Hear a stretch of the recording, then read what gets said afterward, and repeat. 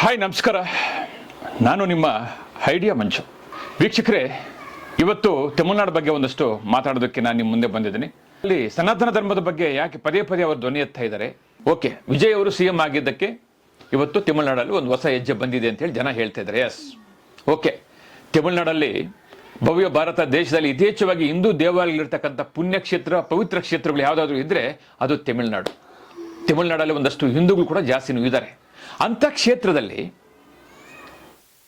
ಉದಯ್ ಸ್ಟಾಲಿನ್ ಮಗ, ಇವತ್ತು ಸ್ಟಾಲಿನ್ ಮಗ ಉದಯ್ ಸ್ಟಾಲಿನ್ ಅವರು ಸನಾತನ ಧರ್ಮವನ್ನು ಅವಮಾನ ಮಾಡ್ತಾ ಇದ್ದಾರೆ.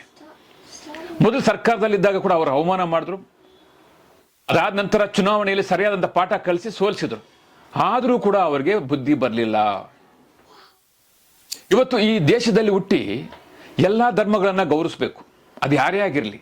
ಭವ್ಯ ಭಾರತ ದೇಶದಲ್ಲಿ ಇದು ಹಿಂದೂ ರಾಷ್ಟ್ರನೇ. ಯಾಕಪ್ಪ ಅಂದರೆ ಈ ಭಾರತ ದೇಶದಲ್ಲಿ ಹಿಂದೂಗಳು 90 ಭಾಗ ಇದ್ದಾರೆ, ಉಳಿದವರು ಬೇರೆ ಕ್ರೈಸ್ತರಿರ್ಬೋದು, ಮುಸಲ್ಮಾನರಿರ್ಬೋದು. ಆದರೆ ಯಥೇಚ್ಛವಾಗಿ ಹಿಂದೂಗಳಿರ್ತಕ್ಕಂಥ ಈ ದೇಶದಲ್ಲಿ ಸನಾತನ ಧರ್ಮದ ಬಗ್ಗೆ, ದೇವಾಲಯಗಳ ಬಗ್ಗೆ, ಹಿಂದೂಗಳ ಬಗ್ಗೆ ಅವಹೇಳನಕಾರಿ ಕೆಟ್ಟದಾಗಿ ಮಾತಾಡೋದನ್ನು ಸುಮಾರು ವರ್ಷಗಳಿಂದ ನೋಡ್ತಾನೆ ಬರ್ತಾ ಇದ್ದೀವಿ.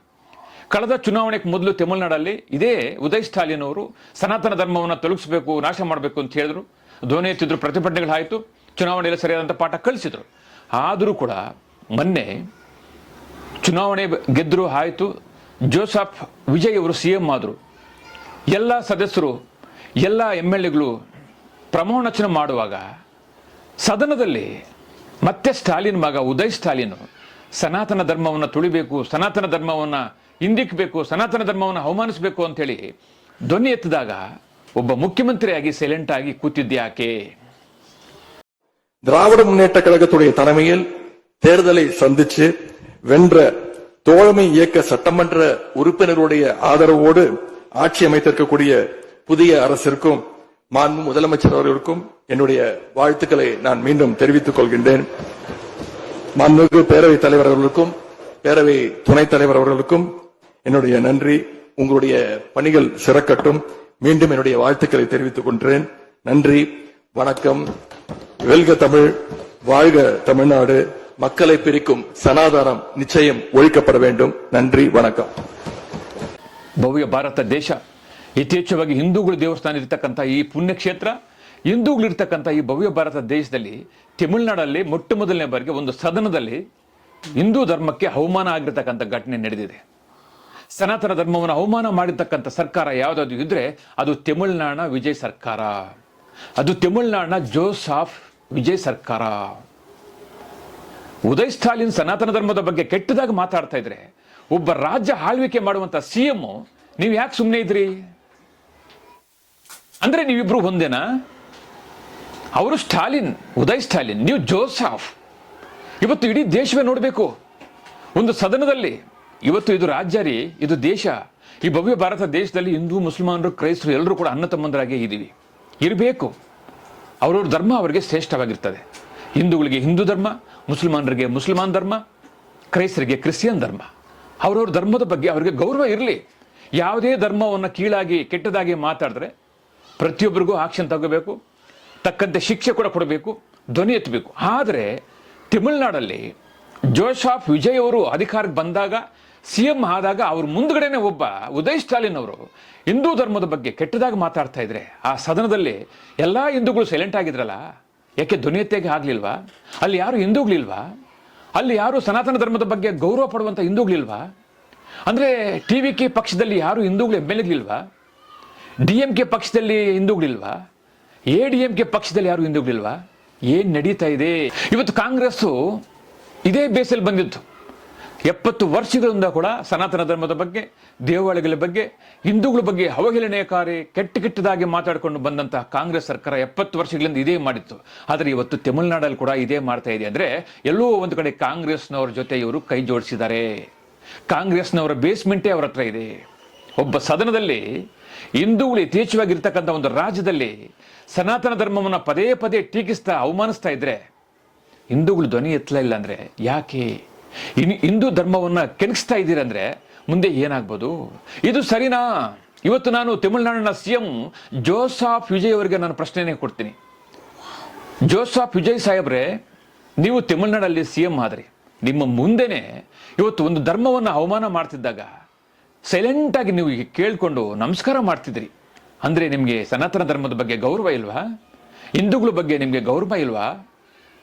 ಮಾನ್ಯ ಮುಖ್ಯಮಂತ್ರಿಗಳೇ, ಜೋಸೆಫ್ ವಿಜಯರವರೇ, ಈ ವಿಡಿಯೋವನ್ನು ನೋಡಿ. ಇವತ್ತು ಈ ವಿಡಿಯೋವನ್ನು ತಮಿಳುನಾಡಿನ ಜನರು ನೋಡಬೇಕು. ಯಥೇಚ್ಛವಾಗಿ ಪುಣ್ಯ ಕ್ಷೇತ್ರಗಳು, ಪವಿತ್ರ ಕ್ಷೇತ್ರಗಳು, ಹಿಂದೂಗಳ ಆರಾಧ್ಯ ದೇವರುಗಳಿರ್ತಕ್ಕಂಥ ಕ್ಷೇತ್ರ, ಯಥೇಚ್ಛವಾಗಿ ಹಿಂದೂಗಳಿರ್ತಕ್ಕಂಥ ಕ್ಷೇತ್ರ ತಮಿಳುನಾಡು. ಅಂತ ತಮಿಳುನಾಡಲ್ಲಿ ಹಿಂದೂಗಳಿಗೆ ಪದೇ ಪದೇ ಅವಮಾನ ಮಾಡ್ತಿದ್ರೆ ಸುಮ್ಮನೆ ಇರಬೇಕಾ? ಸುಮ್ಮನೆ ಇರೋದು ಯಾಕೆ? ಇವತ್ತು ಸರ್ಕಾರ ಯಾರ ಕಡೆ ಇದೆ? ಇವತ್ತು ಅಲ್ಪಸಂಖ್ಯಾತರ ಕಡೆ ಇದೆಯಾ, ಅಥವಾ ಕ್ರಿಶ್ಚಿಯನ್ರ ಕಡೆ ಇದೆಯಾ, ಮತ್ತೊಂದು ಧರ್ಮದ ಕಡೆ ಇದೆಯಾ? ಒಟ್ಟಾರೆ ಇವತ್ತು ಇದಕ್ಕೆ ಜೋಸೆಫ್ ವಿಜಯ್ ಅವರು ಈ ಪ್ರಶ್ನೆಗೆ ಉತ್ತರ ಕೊಡಬೇಕು.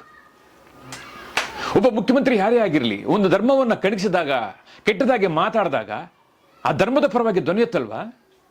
ಇವತ್ತು ಜೋಸೆಫ್ ವಿಜಯ್ ಅವರಿಗೆ ಹಿಂದೂಗಳು ಓಟ್ ಹಾಕಿಲ್ವಾ? ಸನಾತನ ಧರ್ಮವನ್ನು ಗೌರವಿಸುವಂತ ಒಂದು ಹಿಂದೂ ಧರ್ಮದವರು ನಿಮಗೆ ಮತ ಹಾಕಿಲ್ವಾ ಸರ್? ನಿಮ್ಮ ಮುಂದೆ ಒಬ್ಬ ಸನಾತನ ಧರ್ಮದ ಬಗ್ಗೆ ಕೆಟ್ಟದಾಗಿ ಮಾತಾಡ್ತಾ ಇದ್ರೆ, ಧರ್ಮವನ್ನ ಕೆಟ್ಟದಾಗಿ ಮಾತಾಡ್ತಾ ಇದ್ರೆ ನೀವು ಸೈಲೆಂಟ್ ಆಗಿದ್ರಲ್ಲ, ಏನು ಇಬ್ರು ಒಂದಾಗಿದ್ದೀರಾ? ಆ ಕಡೆ ಸ್ಟಾಲಿನು, ಈ ಕಡೆ ಜೋಸೆಫ್ ಒಂದಾಗಿ ಸನಾತನ ಧರ್ಮವನ್ನ ಅವಮಾನ ಮಾಡ್ತಾ ಇದ್ರ ನೀವು. ಇವತ್ತು ರಾಜ್ಯವೇ ಪ್ರಶ್ನೆ ಕೊಡಬೇಕು. ಇವತ್ತು ತಮಿಳುನಾಡಿನ ಎಲ್ಲ ಜನರು ಈ ಪ್ರಶ್ನೆಗೆ ಉತ್ತರ ಕೊಡಬೇಕು.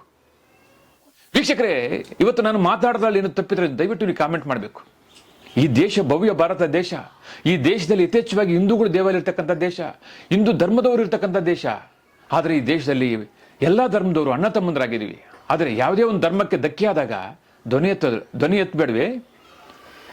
ಧರ್ಮದ ಬಗ್ಗೆ ಅಪ್ರಚಾರ ಮಾಡಿದವರಿಗೆ, ಧರ್ಮದ ಬಗ್ಗೆ ಕೆಟ್ಟದಾಗಿ ಮಾತಾಡಿದವರಿಗೆ ಸರಿಯಾದ ಶಿಕ್ಷೆ ಕೊಡೋದಿಲ್ವಾ? ಇವತ್ತು ಜೋಸೆಫ್ ವಿಜಯ್ ಅವರು ಈ ವಿಡಿಯೋನ ನೋಡಬೇಕು, ನಮ್ಮ ಪ್ರಶ್ನೆಗಳಿಗೆ ಉತ್ತರ ಕೊಡಬೇಕು ಸರ್. ನೀವು ಇವತ್ತು ಯಾರ ಪರವಾಗಿದ್ದೀರಿ? ನೀವು ಒಬ್ಬ ಮುಖ್ಯಮಂತ್ರಿ ಮುಂದೆ ಇವತ್ತು ಸನಾತನ ಧರ್ಮದ ಬಗ್ಗೆ ಈ ರೀತಿ ಕೆಟ್ಟದಾಗಿ ಮಾತಾಡ್ತಾ ಸೈಲೆಂಟ್ ಆಗಿದ್ರಲ್ಲ, ಏನು ಇದು ಕಾಂಟ್ರವರ್ಸಿ ಏನಾದರೂ ಮಾಡೋಕ್ಕೆ ಟ್ರೈ ಮಾಡಿದ್ರಾ? ಹೊಸ ಸರ್ಕಾರ ಬಂದಿದೆ, ಸರ್ಕಾರ ಯಾವ ರೀತಿ ಮಾಡ್ತಾರೆ, 8 ಭಾಗಗಳನ್ನ ಏನಾದರೂ ಡಿವೈಸ್ ಮಾಡೋದಕ್ಕೆ, ಅದನ್ನ ದಾರಿ ತಪ್ಪಿಸೋದಕ್ಕೆ ಏನಾದರೂ ಇದು ಹೊಸ ಕ್ರಿಯೇಟ್ ಮಾಡಿದ್ರ? ಆದರೆ ನಿಮ್ಮ ಎಲ್ಲ ದಾರಿ ತಪ್ಪಿಸೋದಕ್ಕೆ, ಹೊಸ ಕ್ರಿಯೇಟ್ ಮಾಡೋದಕ್ಕೆ ಸನಾತನ ಧರ್ಮ ಸಿಕ್ಕಿದೆಯಾ? ಹಿಂದೂ ಧರ್ಮ ಸಿಕ್ಕಿದೆಯಾ? ಹಿಂದೂ ದೇವಾಲಯಗಳು ಸಿಕ್ಕಿದೆಯಾ? ಹಿಂದೂ ಜನಾಂಗ ಸಿಕ್ಕಿದಾರ ನಿಮಗೆ? ಇವತ್ತು ಯಾವುದೇ ಸರ್ಕಾರ ಇರಲಿ, ಪ್ರತಿ ಸರ್ಕಾರದಲ್ಲೂ ಹಿಂದೂ ಶಾಸಕರಿದ್ದಾರೆ, ಹಿಂದೂ ಧರ್ಮವನ್ನು ಗೌರವಿಸುವಂಥ ಶಾಸಕರಿದ್ದಾರೆ, ಸನಾತನ ಧರ್ಮವನ್ನು ಗೌರವಿಸುವಂಥ ಶಾಸಕರಿದ್ದಾರೆ. ಇಂಥ ಶಾಸಕರು, ಇಂಥ ಜನರು ಇದ್ದಾಗ ಎಲ್ಲೋ ಒಂದು ಕಡೆ ಸನಾತನ ಧರ್ಮಕ್ಕೆ, ಹಿಂದೂಗಳಿಗೆ ಧಕ್ಕೆ ಆಗ್ತಾ ಇದ್ರೆ ನೋಡ್ಕೊಂಡಿರ್ಬೇಕಾ? ಇದು ಇವತ್ತು ಜನರ ಪ್ರಶ್ನೆ. ಇವತ್ತು ತಮಿಳುನಾಡಲ್ಲಿ ಕೂಡ ಇದೊಂದು ದೊಡ್ಡ ಪ್ರಶ್ನೆ ಆಗಿದೆ. ಇಡೀ ದೇಶವೇ ನೋಡ್ತಾ ಇದೆ. ತಮಿಳುನಾಡಲ್ಲಿ ಮುಖ್ಯಮಂತ್ರಿ ಮುಂದ್ಗಡೆನೆ ಒಂದು ಸನಾತನ ಧರ್ಮದ ಬಗ್ಗೆ ಕೆಟ್ಟದಾಗಿ ಮಾತಾಡ್ತಾ ಇದ್ರೆ, ಸನಾತನ ಧರ್ಮವನ್ನು ತುಳಿಬೇಕು ಅಂತ ಒಬ್ಬ ಶಾಸಕ ಹೇಳ್ತಿದ್ದಾಗ ಮಾನ್ಯ ಮುಖ್ಯಮಂತ್ರಿಗಳು ಸುಮ್ಮನೆ ಇದ್ರಲ್ಲ, ಇವರಿಬ್ರು ಒಂದೇನಾ? ಅಥವಾ ತಮಿಳುನಾಡಲ್ಲಿ ಹಿಂದೂಗಳಿಗೆ ಯಾವ ಪರಿಸ್ಥಿತಿ ಬರ್ಬೋದು? ಇನ್ನೇನಾದರೂ ಆಂಧ್ರದಲ್ಲಿ ಕ್ರಿಶ್ಚಿಯನ್ ಮಿಷನರಿಗಳನ್ನ ತಯಾರು ಮಾಡದಂತೆ ತಮಿಳುನಾಡಲ್ಲಿ ಏನಾದರೂ ಮಾಡ್ತಾರಾ? ಆಂಧ್ರಕ್ಕೆ ಬರುವ ಪರಿಸ್ಥಿತಿ ತಮಿಳುನಾಡಿಗೆ ಏನಾದರೂ ಬರುತ್ತಾ ಅನ್ನೋದು ಇವತ್ತು ಜನರ ಪ್ರಶ್ನೆ ಆಗಿದೆ. ವೀಕ್ಷಕರೇ, ಇವತ್ತು ನಾನು ಮಾತಾಡೋದ್ರಲ್ಲಿ ಏನಾದರೂ ತಪ್ಪಿದ್ರೆ ದಯವಿಟ್ಟು ಕಾಮೆಂಟ್ ಮಾಡಬೇಕು. ಇವತ್ತು ಒಬ್ಬ CM ಮುಂದ್ಗಡೆ, ಒಬ್ಬ ಸ್ಟಾಲಿನ್, ಜೋಸೆಫ್ ವಿಜಯ್ ಅವರ ಮುಂದೆ, ಮಾನ್ಯ ಮುಖ್ಯಮಂತ್ರಿಗಳು ಜೋಸೆಫ್ ವಿಜಯ್ ಅವರ ಮುಂದೆ ಒಬ್ಬ DMK ಶಾಸಕರು ಸ್ಟಾಲಿನ್ ರವರು ಸನಾತನ ಧರ್ಮದ ಬಗ್ಗೆ, ಹಿಂದೂ ಧರ್ಮದ ಬಗ್ಗೆ ಕೆಟ್ಟದಾಗಿ ಅವಹೇಳನಕಾರಿ ಮಾತಾಡಿದಾಗ ಸೈಲೆಂಟ್ ಆಗಿದ್ದಿದ್ದು ಯಾಕೆ? ಇದರಿಂದ ಏನಿದೆ ಅಂದ್ರೆ ನೀವೆಲ್ಲರೂ ಕೂಡ ಸೇರಿ ಎಲ್ಲೋ ಒಂದು ಕಡೆ ತಮಿಳುನಾಡಲ್ಲಿ ಹಿಂದೂಗಳಿಗೆ, ಹಿಂದೂ ದೇವಾಲಯಕ್ಕೆ, ಹಿಂದೂ ಧರ್ಮಕ್ಕೆ ಧಕ್ಕೆ ತರುವಂಥದ್ದು ಇವತ್ತು ಮುನ್ಸೂಚನೆ ಕಾಣ್ತಾ ಇದೆ. ಯಾಕೆ ನೀವು ಕೇಳ್ಕೊಂಡಿದ್ರಿ? ಒಂದು ಪ್ರಶ್ನೆ ಕೂಡ ನೀವು ಹಾಕ್ಲಿಲ್ಲ, ಒಂದು ಮಾತು ಕೂಡ ನೀವು ಮಾತಾಡಿಲ್ಲ. ಅಂದ್ರೆ ಸನಾತನ ಧರ್ಮವನ್ನು ತುಳಿಬೇಕಾ? ಸನಾತನ ಧರ್ಮವನ್ನು ನೀವು ನಾಶ ಮಾಡ್ತೀರಾ? ಸ್ಟಾಲಿನ್ ರವರೇ, ಚುನಾವಣೆಗೆ ಮೊದಲು ನೀವು ಇದೇ ಮಾತು ಮಾತಾಡೋದಕ್ಕೆ ನಿಮಗೆ ಸರಿಯಾದಂಥ ಶಿಕ್ಷೆಯನ್ನು ಮತದಾರ ಕೊಟ್ಟರು. ಆದರೆ 2ನೇ ಬಾರು ಸದನದಲ್ಲಿ, ಸುಮಾರು ಶಾಸಕರಿರ್ತಕ್ಕಂಥ ಒಂದು ಸದನದಲ್ಲಿ ನೀವು ಪಬ್ಲಿಕ್ಕಲ್ಲಿ ರಾಜಾರೋಷವಾಗಿ ಸನಾತನ ಧರ್ಮದ ಬಗ್ಗೆ ಮತ್ತೆ ನೀವು ಕೆಣಗಿಸಿದ್ದೀರ. ಅತಿ ಶೀಘ್ರದಲ್ಲಿ ನಿಮಗೆ ಸರಿಯಾದಂಥ ಪಾಠ ಜನ, ಈ ದೇಶ, ಈ ಧರ್ಮ ಕೂಡ ಕಳಿಸುತ್ತೆ. ಯಾವುದೇ ಧರ್ಮ ಇರಲಿ, ಯಾರೇ ಆಗಿರಲಿ, ಯಾವುದೇ ಧರ್ಮವನ್ನು ನಾವು ಕೆಟ್ಟದಾಗಿ ಭಾವಿಸಂಗಿಲ್ಲ, ಹೇಳಂಗಿಲ್ಲ.